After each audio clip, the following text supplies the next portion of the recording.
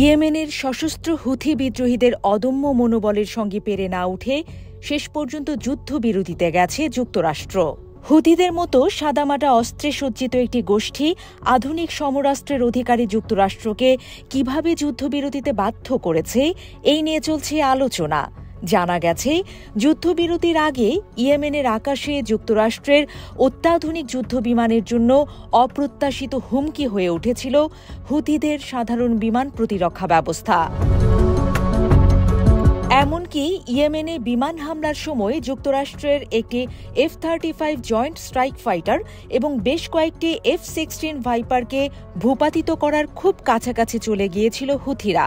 আশ্চর্যের বিষয় হল, হুথিদের এয়ার ডিফেন্স সিস্টেম মূলত পুরনো প্রযুক্তি নির্ভর। সেটারই সুবিধা নিয়েছে তারা। এগুলোর সুবিধা হল এগুলোকে মোবাইলের সঙ্গেও সংযুক্ত করা যায়। এছাড়া হুথিদের বিমান প্রতিরক্ষা ব্যবস্থা মূলত বিভিন্ন স্থানে সহজে স্থাপনযোগ্য। ফলে মার্কিন বিমান বাহিনীর সুনির্দিষ্ট পরিকল্পনা ভেস্তে দিয়ে যে কোনো মুহূর্তে এগুলো হুমকির কারণ হতে পারে।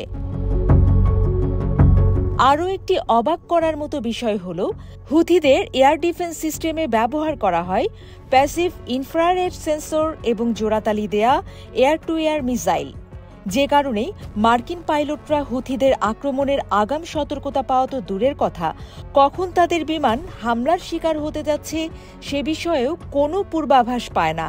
হুথিদের এই অপ্রচলিত এয়ার ডিফেন্সের কারণেই পরিস্থিতিতে ইয়েমেনে হামলার জন্য F-35 এর মতো অত্যাধুনিক যুদ্ধবিমান ব্যবহার করতে বাধ্য হয় যুক্তরাষ্ট্র। হুথিরা মার্কিন F-35 যুদ্ধবিমানের দিকে ঠিক কোন ধরনের ক্ষেপণাস্ত্র নিক্ষেপ করেছিল তা এখনও অজানা। তবে বিশেষজ্ঞরা মনে করছেন, হুথিদের অস্ত্রাগারে থাকা পরিবর্তিত ইনফ্রারেড গাইডেড R-73 এবং R-27 air two air missile অথবা ইরানের তৈরি সাকর সিরিজের ইনফ্রারেড হোমিং ক্ষেপণাস্ত্র ব্যবহার করা হতে পারে।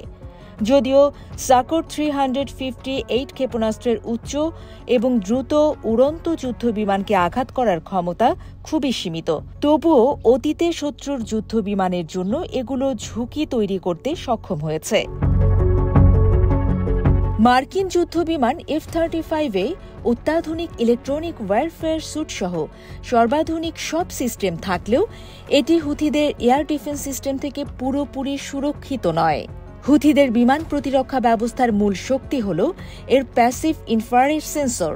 সক্রিয় রাডারের বিপরীতে এই সেন্সর কোনো সংকেত নির্গত করে না, ফলে শত্রু বিমানের ইলেকট্রনিক ওয়্যারফেয়ার সিস্টেম এটিকে শনাক্ত করতে পারে না। ক্ষেপণাস্ত্র উৎক্ষেপণের আগে বা পরেও বিমানটি যে লক্ষ্যবস্তু হয়েছে সে বিষয়ে পাইলট কোনো আগাম ধারণা পায় না। উৎক্ষেপণের সময় F-35 আগত ক্ষেপণাস্ত্রটি শনাক্ত করতে পারলেও পাইলটের কাছে প্রতিক্রিয়া জানানোর জন্য খুবই কম সময় থাকে। আর এসব কারণেই নিজেদের প্রযুক্তিতে তৈরি এয়ার ডিফেন্স সিস্টেমের মাধ্যমে মার্কিন বিমানগুলোর জন্য হুমকি হয়ে ওঠে হুথিরা।